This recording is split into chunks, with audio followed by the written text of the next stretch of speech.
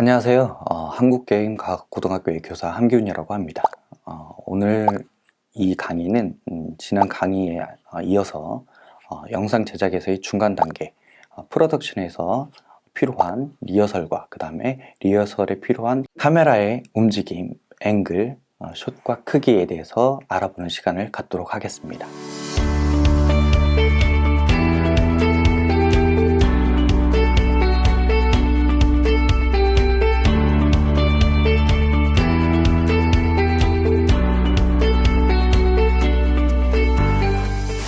먼저 드라마의 리허설 및 스튜디오 프로그램의 리허설을 설명할 수가 있는데, 리허설은 예행 연습이라고 보시면 됩니다. 많은 인력과 그다음 자본, 시간이 투자되는 이런 영상 촬영에서는 이러한 리허설이 안 거치게 되면은 어려움이 있습니다.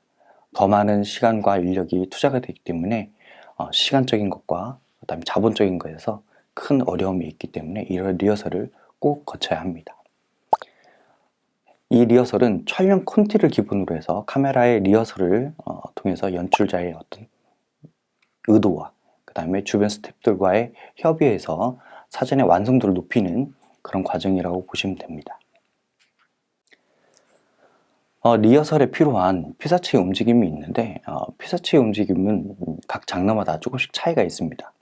드라마의 극영화, 그 다음에 시사 교양 프로그램, 그 다음에 예능 프로그램, 스포츠 프로그램에 따라서 이 리허설은 달라지는데, 드라마 극영화에서는 리허설을 할 때 피사체의 동선이나 위치, 속도를 확인하고 촬영장에 실수가 없는지 대본이나 콘티에 표시를 해야 합니다. 그리고 시사 교양 프로그램에서는 피사체가 처음 등장하는 위치와 그 다음에 착석하는 위치를 확인하고 각 카메라의 위치에서부터 콘티대로 촬영이 가능한지를 확인을 해야 합니다. 예능 프로그램에서는 피사체의 움직임이 많고 그 다음에 따라다니는 VJ들이 밀접하게 촬영을 하기 때문에 카메라가 움직이는 동선이라든지 아니면은 그 앵글이라든지 그런 것들을 콘티대로 촬영이 이루어지는지를 확인을 해야 합니다. 스포츠 프로그램 같은 경우에는 종목에 따라서 기본적으로 이제 피사체의 위치와 움직이는 방향이 정해져 있기 때문에 각 카메라의 위치에서부터 촬영이 가능한지만 확인을 하면 됩니다. 카메라의 움직임은 픽스샷이 있고 그 다음에 무빙샷이 있는데, 픽스샷은 카메라가 고정이 되어서 피사체의 자유로운 움직임을 촬영하는 것을 이야기합니다. 시청자의 어떤 지속적인 긴장감을 유지하기가 어려움이 있는데 그래도 안정감 있는 촬영을 할 수가 있습니다. 구도 및 포커스의 조력에 대한 그런 선택이 친밀하게 요구되는 카메라의 움직임이라고 보시면 됩니다. 또한 무빙샷은 카메라가 헤드가 이동하는 것과 카메라가 이동하는 것이 있습니다. 무빙샷 중에서 카메라 헤드에 이동하는 펜과 틸트, 줌이 있는데, 펜 같은 경우에는 사람이 고개를 좌우로 움직이는 것과 같이 카메라 헤드를 좌우로 움직이는 것을 이야기하고, 한 화면에 담지 못하는 넓은 전경을 보여줄 때 사용하는 것이라고 보시면 됩니다. 그 다음에 틸트가 있는데, 사람이 고개를 위아래로 움직이는 것과 같이 카메라 헤드를 상하로 움직이면서 촬영하는 것을 이야기하고, 고층 빌딩 같은 구조로 이루어져 있는 것을 보여줄 때 사용하는 방법이라고 보시면 됩니다. 그 다음에 줌 같은 경우에는 렌즈의 초점거리를 변화시켜서 피사체를 확대하거나 축소할 때 사용하는 것을 이야기합니다. 무빙샷 중에서 카메라를 이동하는 것이 있습니다. 카메라 이동하는 것 중 붐, 트랙, 그 다음에 달리, 아크가 있는데, 붐 같은 경우에는 카메라가 상하로 이동하는 움직임을 얘기하는 거고, 트랙 같은 경우에는 카메라 앵글을 유지하면서 좌우로 이동하는 움직임을 이야기합니다. 그 다음에 달리는 카메라를 이동시켜서 피사체에 가깝게 가거나 멀리 떨어지게 하는, 촬영하는 그런 움직임을 이야기하고, 아크는 카메라가 피사체를 중심으로 두고 앵글을 유지하면서 원의 모양으로 돌면서 촬영하는 움직임을 이야기하는 겁니다. 카메라의 앵글. 카메라의 앵글은 피사체를 바라보는 각도를 이야기하는 겁니다. 피사체의 존재감이나 극중 위치를 표현할 때 이 앵글이 중요하게 사용이 되는데, 수평 앵글은 아이 레벨이라고 해서 자연스럽고 안정감 있는 그런 앵글을 이야기하고, 그 다음에 하이 앵글 같은 경우에는 부감샷이라고 해서 카메라가 피사체보다 높은 위치에서 촬영하는 것을 이야기합니다. 이거는 인물이 주변 환경보다 위축되거나 아니면은 비굴한 모습이라든지 아니면 패배했다라든지 왜소한 그런 느낌을 주기 위해서 사용하는 앵글이라고 보시면 됩니다.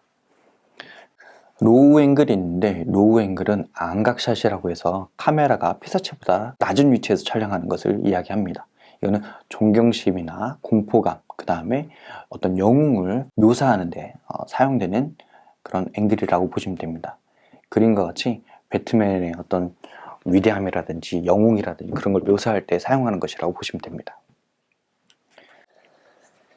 그 다음에 카메라 앵글 중에서 경사 앵글이 있는데, 카메라를 기본적으로 수평적인 느낌으로만 바라보게 되면은 긴장감이라든지 어떤 재미를 주기가 좀 아쉬움이 있기 때문에 이런 경사 앵글을 이용해서 좀 불균형한 것을 이용해서 사람들에게 어떤 긴장감을 준다든지 아니면은 불안감, 이런 심리적인 자극을 위해 사용하는 앵글이 있습니다.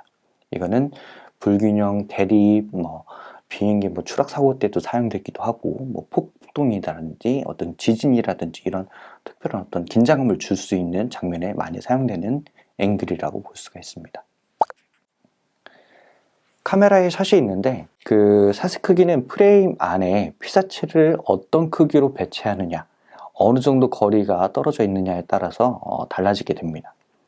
그 샷의 크기는 어느 정도 정해져 있긴 하지만 절대적이진 않습니다.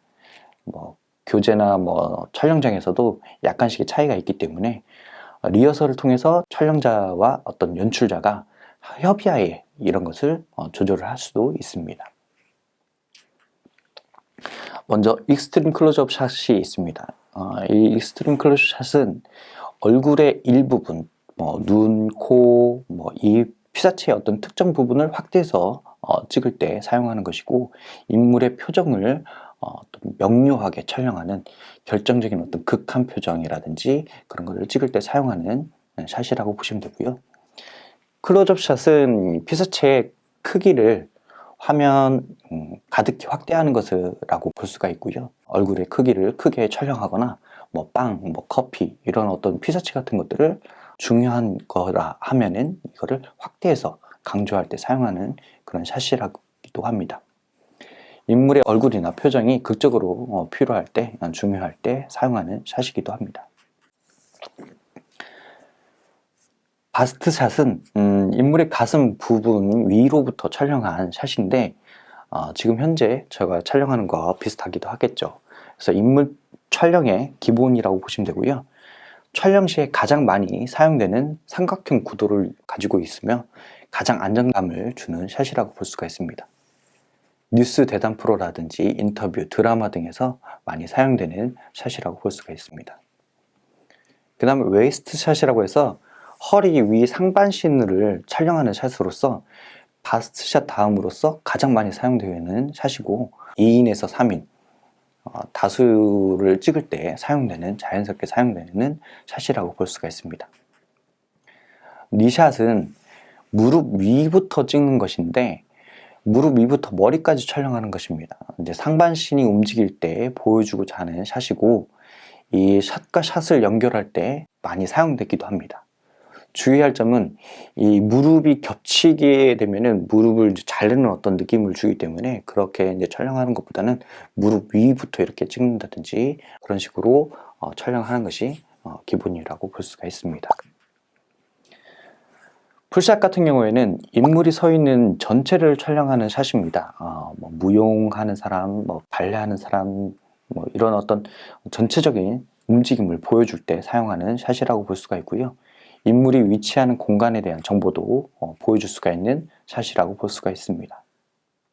롱샷이 있는데 인물보다 배경을 중시하는 샷이라고 볼 수가 있습니다. 장소를 설명하거나 인물의 동선, 그런 것을 나타낼 때 사용하기도 하고, 관객에게 샷 안에 있는 인물의 어떤 구체적으로 무엇을 하는지를 알아보게 하는 그런 전체와 관련성이 있는 부분에서 사용하는 샷이라고 볼 수가 있습니다. 익스트림 롱샷이 있는데 아주 먼 거리에서 매우 넓은 지역을 보여줄 때 사용하는 샷이라고 볼 수가 있고요. 관객에게 장소와 어떤 시간에 대한 정보를 보여주는 샷이라고 볼 수가 있습니다. 영화의 오프닝이나 엔딩에서 많이 사용되고 웅장하고 장엄한 느낌을 줄 수 있는 샷이라고 볼 수가 있습니다. 기타 이제 원샷이 있고 뭐 투샷, 쓰리샷 이렇게 되어 있는데 인물 수에 따른 샷을 이야기하는 겁니다. 원샷은 인물 표정이나 주위의 상황을 보여줄 때 사용하는 샷이라고 볼 수가 있고요. 투샷과 쓰리샷은 인물의 어떤 관계나 상황을 설명할 때 보여주는 샷이라고 볼 수가 있겠습니다. 그 다음에 그룹샷이 있고 몹샷이 있는데 인원수에 따른 어떤 샷을 이야기하는 것 중에서도 사람이 많은 샷을 찍을 때 사용하는 기법이고 많은 수의 군중을 촬영할 때 이 샷을 이용하기도 합니다. 기타 이제 투샷에서 좀 변형된 샷이 있는데 서로 마주보고 있는 두 사람을 촬영한 샷인데 오버 더 숄더 샷이라고 해서 사람 어깨 너머로 다른 사람과 어떤 대화를 한다든지 관계를 설명할 때 하는 샷이 있습니다. 이것은 우리가 이제 주변에서 결혼식장 가게 되면은 세레나데를 부른다든지 친구 축가를 부르는 장면에서 많이 촬영하는 기법이기도 하고 대화할 때 많이 사용되는 그 샷이라고 볼 수가 있습니다. 반응샷은 대화 장면에서 상대방의 반응을 보여주기 위한 샷으로 놀란 표정을 짓거나 아니면 하품하는 기본적인 인물의 어떤 반응을 보여주는 샷이라고 보시면 되고요. 시점샷은 관찰자 시점에서 등장인물이 보고 있는 시점으로 촬영한 샷입니다. 시점샷은 등장인물이 보고 있는 시점으로 촬영한 샷입니다. 그러니까 관객들이 눈이 등장인물의 눈과 동일시되게 보여지는 샷이고 이거는 감정이라든지 심리 상태를 전달하기 위해서 사용되는 샷이라고 볼 수가 있습니다. 이번 시간에는 여러분들께 리허설의 어떤 중요성과 리허설에 따라서 움직이는 카메라의 동선이라든지 카메라의 앵글이라든지 위치라든지 이런 것들을 설명하는 시간을 가졌습니다.